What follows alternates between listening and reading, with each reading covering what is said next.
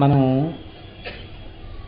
కొన్నాళ్లపాటు ఇక్కడ శివమహాపురాణం మీద ఉపన్యాసం జరగాలి అని అనుకున్నాం కనుక కళ్యాణం జరుగుతున్నప్పటికీ మధ్యలో దాన్ని ఆపు చెయ్యడం అనేటటువంటిది ఇష్టం లేక ఒక్కసారి ఇవాళ ఈ వేదిక మీద కూర్చోవడం అంతే. రేపటి నుంచి మళ్ళీ శివమహాపురాణంలో ఉండేటటువంటి అత్యద్భుతమైనటువంటి విషయాల్ని ప్రారంభం చేస్తాను. ప్రత్యేకించి హాలాహల భక్షణము, గంగావతరణము, నందికేశ్వర చరిత్రము, చండికేశ్వర చరిత్రము, శివుడు పశుపతి అయి మనకుండేటటువంటి పశుపాశములను ఎలా తొలగిస్తాడు, వీరభద్ర విజయము, ఇలాంటి మహత్తరమైన విషయాలన్నింటినీ కూడా, త్రిపురాసుర సంహారము, ఈ ఘట్టములన్నింటినీ రేపటి నుంచి మళ్ళీ ప్రారంభం చేస్తాను. ఇవాళ నేను చేయబోయేటటువంటి ప్రవచనం ఒక్కటే, మీ అందరికీ నా కృతజ్ఞతలు ఆవిష్కరించాలి. ఎందుచేత అంటే నేను మీకన్నా ఏ విధంగానూ అధికుడను కాను, కానీ మీరు నా యందు అంత గౌరవాన్ని చూపి నేను ఒక్క మాట చెప్తే మీరు అంత భక్తితో దాన్ని పాటించారు. నిన్నటి రోజున పీఠాధిపతుల్ని కలవడానికి వెళ్ళినప్పుడు చాలా సాహసంతో కూడుకున్న విషయమే చేశాను నేను. యథార్థానికి ఆ మాట వారిని అడగడానికి జంకుతూ అడిగాను. గోపాలకృష్ణ గారు పక్కన ఉన్నారు. స్వామి, కొన్ని గంటల పాటు వేదిక మీద కూర్చుని ఆర్జితం ఉన్న వాళ్ళకే కాకుండా ఆర్జితం లేని కొన్ని వేల మంది భక్తులు కూడా మా కాకినాడలో చాలా హృదయ సంస్కారం కలిగిన వారండి. అందరూ మీ చేతి అక్షతల కోసం కూర్చుంటారు, అందరికీ మీరు అక్షతలు వేయాలి స్వామి అన్నాను. అంటే స్వామి ఒకసారి చూసి సరే తప్పకుండా వేస్తానులేనా అన్నారు. అని మహానుభావుడు ఇవాళ అంతసేపు ఆయన కూర్చున్నారంటే ఏదో చిన్న చితక ఉంటాయనుకోండి, అవన్నీ పెద్ద పట్టించుకోక్కర్లేదు. అంత క్రమశిక్షణతో మీ అందరూ ఉండి ఈ కార్యక్రమాన్ని మీరు జయప్రదం చెయ్యబట్టి జరిగింది. అంతేగాని అడుగడుగున కార్యకర్తలను పెట్టి నువ్వు పక్కకి జరుగు అని తోసి కార్యక్రమాలు ఏం చేస్తామండి? మనం అందరం చేసేది భగవంతుడికి అయినప్పుడు, మనందరం ఒక కుటుంబ సభ్యులైనప్పుడు, ఒక ఇంట్లో పెళ్లి చేస్తున్నప్పుడు ఆ ఇంట్లో వాళ్ళు అస్తమానం ఇంటి యజమాని ఇంట్లో ఉన్న వాళ్ళకి చెప్పక్కర్లేదు కదా, అయ్యో మన ఇంట్లో పెళ్లి అని సహకరిస్తారు. ఇవాళ నిజంగా ఆ సన్నివేశం కనపడింది. ఇన్ని వేల మంది జనం ఉన్న ఒక్క కానిస్టేబుల్ లేడు, ఎక్కడ పెద్ద విపరీతంగా ఏం బందోబస్తు ఏం లేదు, అస్తమానం అడుగడుగున కార్యకర్తలు మిమ్మల్ని ఇబ్బంది పెట్టింది లేదు. నిజంగా ఆశ్చర్యం ఏంటంటే ఉపవాసంతో ఉండి 1 గంట వరకు మరొక్కసారి అయ్యా పలహారం వేళ అవుతోందని కానీ కాఫీ తాగాలని కానీ అడగకుండా డిఫరెంట్ ఏజ్ గ్రూప్స్ వాళ్ళు అంత భక్తితో కూర్చున్నారు. మీ భక్తి ఉత్తినే పోతుందనుకుంటున్నారా? మహానుభావుడు పీఠాధిపతులు ఒక్క మాట అన్నారు నాతోటి. నేను కోటేశ్వరరావు స్పష్టంగా చెప్తున్నాను, ఇవాళ ఈ ప్రాంగణాన్నంతటినీ సుబ్రహ్మణ్య శక్తి ఆవహించింది. గోపాలకృష్ణ గారు కూడా పొంగిపోయి స్వామికి కృతజ్ఞతలు చెప్పారు. ఇవాళ నిస్సంతువులై అమ్మాని పిలిపించుకునే అదృష్టం లేక ఇక్కడ ఉన్న వాళ్ళలో కొంతమంది తల్లులు అయి తీరుతారయా వచ్చే ఏడాదికి అని చెప్పారు. సుబ్రహ్మణ్యానుగ్రహం ప్రసరించి తీరుతుంది అని చెప్పారు. చాలు కదా, మనకొక మహానుభావుడు, తపస్వి, సర్వసంగ పరిత్యాగి, దండకమండలధారి అటువంటి వ్యక్తి ఆ మాట అనడం. అంతటి పీఠాధిపతి స్వామి, మీరు సుబ్రహ్మణ్యుడి యొక్క విభూత్యాభిషేకం మీకు నేను చెప్పి ఉన్నాను, అది ఎంత శక్తివంతం.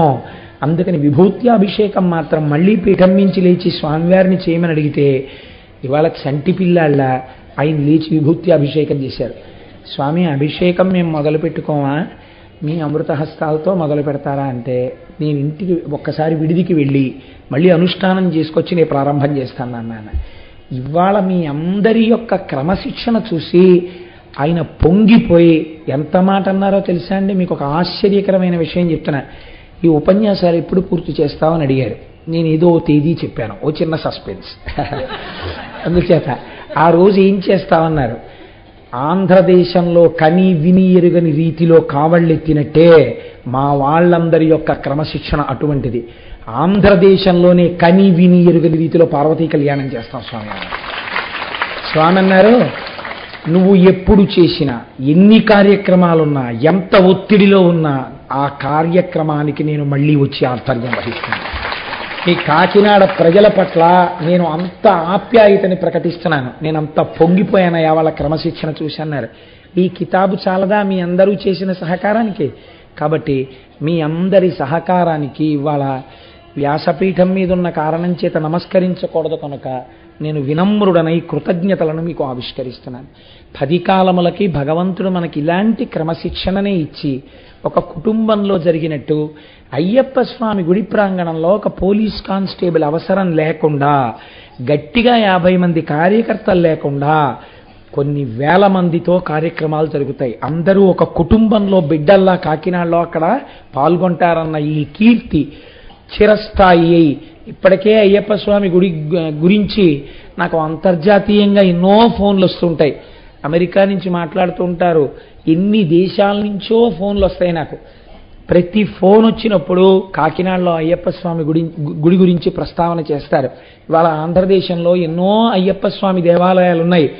ఇవాళ కాకినాడలో ఉన్న అయ్యప్ప స్వామి గుడి మీ అందరి భక్తి చేత అంతర్జాతీయ ఖ్యాతిని ఆర్జించింది.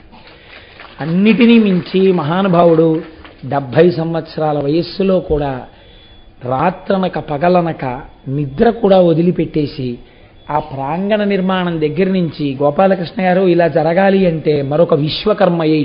పొద్దున మా సత్యనారాయణ రెడ్డి గారు అన్నారు, డబ్బు పెట్టచ్చు కోటేశ్వరారు, ఇలా జరగడం అంటే చేసేవాడెవరన్నారు.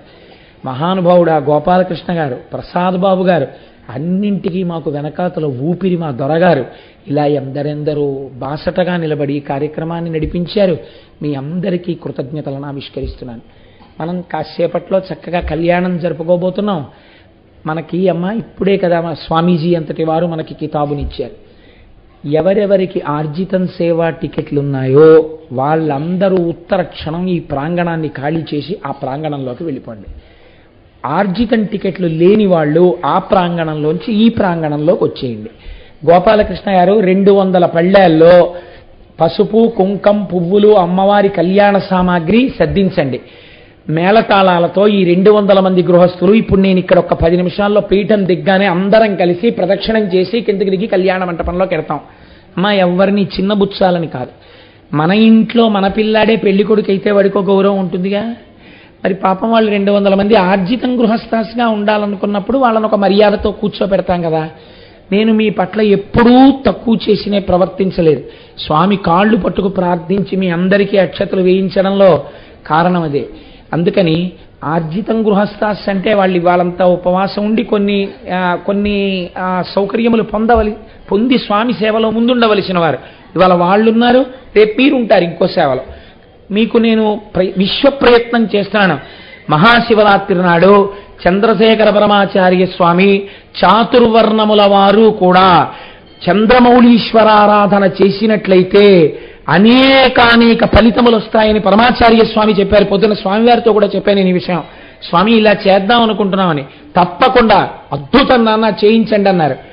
సాధ్యమైతే 2000 మందికి 5 పైసలు ఛార్జ్ చేయకుండా మీకందరికీ కూడా 1,00,000 ఇళ్లలో ఒక ఇంట్లో కూడా ఉండనటువంటి అపురూపమైనటువంటి మూర్తిని మీకు బహూకరించి ఆ మూర్తికి మీ అందరి చేత ఆరాధన చేయించి ఒక 45 నిమిషాల సేపు మనందరం కలిసి మహాశివరాత్రి నాడు మౌనంగా కళాలు తెచ్చుకుని ఇక్కడ పూజ చేసి శివకోటి పుస్తకాలు తెచ్చుకుని మహాశివరాత్రి నాడు ఇదే ప్రాంగణంలో అందరం కూర్చుని శివనామాలను రాద్దాం. అది మన్ని ఉద్ధరిస్తుంది. 2000 మందికి సాధ్యమైనంత వరకు 5 పైసల ఖర్చు లేకుండా ఈ శివరాత్రి పూజలు చేయించే ఏర్పాట్ల కోసం ప్రయత్నం చేస్తున్నాను. అది ఎంతవరకు సఫలీకృతం అవుతుంది అన్నది పరమేశ్వరుడి యొక్క ఆజ్ఞ మీద ఆధారపడి ఉంటుంది. 2-3 రోజుల్లో దానికి సంబంధించిన అనౌన్స్మెంట్ ఫాలో అవుతుంది. అలా చేయించేటట్టయితే మీకు కూపన్స్ ఇస్తాం. ఆ కూపన్ తీసుకుంటే చాలు, మీరు పూజలో కూర్చోవడానికి అర్హులు.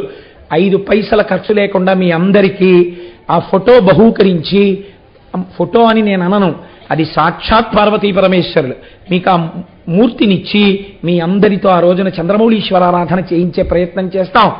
ఏడాదికొక్కసారి మహాశివరాత్రి ఇలాంటి ప్రాంగణాల్లో అలా జరిగితే దేవాలయంలో ఉన్న మూర్తి గొప్ప బలాన్ని పుంజుకుంటారు. ఈ ప్రాంగణం గొప్ప శక్తిని పుంజేసుకుంటుంది. కాబట్టి మనం ఆ రోజున చాలా అందమైన కార్యక్రమం మళ్ళీ చేసుకుందాం. అప్పుడు మీ అందరూ కూడా పాల్గొందరు. కానీ కనుక చిత్తూరు నుంచి మాకు ఇవాళ విశిష్ట అతిథిగా వచ్చారు కాబట్టి బాబుగారు మీరు కూడా ఆ ప్రాంగణంలోకి వెళ్ళిపోతే ఒక్కసారి మీరు కూడా కళ్యాణం సామాగ్రి తల మీద పట్టుకుందరు, కానీ మీరు కూడా ఊరేగింపులో వద్దురు. కానీ అందుకని ఎవరెవరికి ఆర్జిత సేవా టికెట్లు ఉన్నాయో వాళ్ళు మాత్రమే ఆ ప్రాంగణంలోకి వెళ్ళండి. వాళ్ళెవ్వరూ ఈ ప్రాంగణంలో ఉండద్దు. ఆర్జితం టికెట్లు లేని వాళ్ళు దయచేసి ఆ ప్రాంగణంలోకి వెళ్ళద్దు. ఆ టికెట్లు ఉన్న వాళ్ళు ప్రదక్షిణం చేసి వచ్చేటప్పుడు మీరు సహకరించండి. మనం కళ్యాణం తొందరగా మొదలు పెట్టుకుంటే మీ అందరూ చూసేటటువంటి అదృష్టం ఉంటుంది. కాబట్టి మనందరం చక్కగా సంతోషంగా చూడొచ్చు. కనుక ఇవాళ ఇప్పుడు నేను చెప్పిన ఈ మాటలే ప్రవచనమగుగాక. కాబట్టి ఇంకా ప్రత్యేకంగా ప్రవచనం చేయను, రేపు ప్రవచనం చేస్తాను. మనం ప్రతిరోజు చేస్తున్నట్టు శివాష్టోత్తరం చేసేసి కళ్యాణ కార్యక్రమానికి వెళ్ళిపోదాం. గోపాలకృష్ణ గారు ఈలోగా 200 ప్లేట్లు సిద్ధం చేయించేసేయండి అయ్యా. కాబట్టి అందరూ చెప్పండి అమ్మా. స్వామి కళ్యాణం అక్కడ అవుతుంటే ఇక్కడ శివనామాలు చెప్పి బయలుదేరితే పొంగిపోతాడు తండ్రి. ధవలవపుషమిందోర్మండలే సన్నివిష్టం భుజగవలయహారం భస్మదిగ్ధాంగమీశం మృగయ పరశుపాణిం చారు చంద్రార్ధమౌళిం హృదయ కమల మధ్యే సంతతం చింతయామి. శివో మహేశ్వర శంభు పినాకీ శశిశేఖర వామదేవో విరూపాక్ష కపర్దీ నీలలోహిత శంకర శూలపాణిశ్చక్షట్వాంగీ విష్ణువల్లభ శపి విష్ణోంబికానాథ శ్రీకంఠో భక్తవత్సల భవశర్వస్త్రిలోకేశ శితికంఠ శివాప్రియ ఉగ్ర కపాలీ కామారీ అంధకాసురసూదన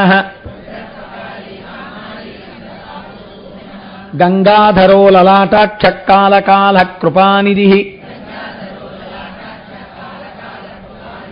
భీమ పరశుహస్త మృగపాణిర్జటాధర కైలాసవాసీ కవచీ కఠోరస్త్రిపురాంతక పురుషాంకో వృషభారూఢో భస్మోద్ధూళిత విగ్రహ సామప్రియ సర్వమయస్త్రైమూర్తిరనీశ్వర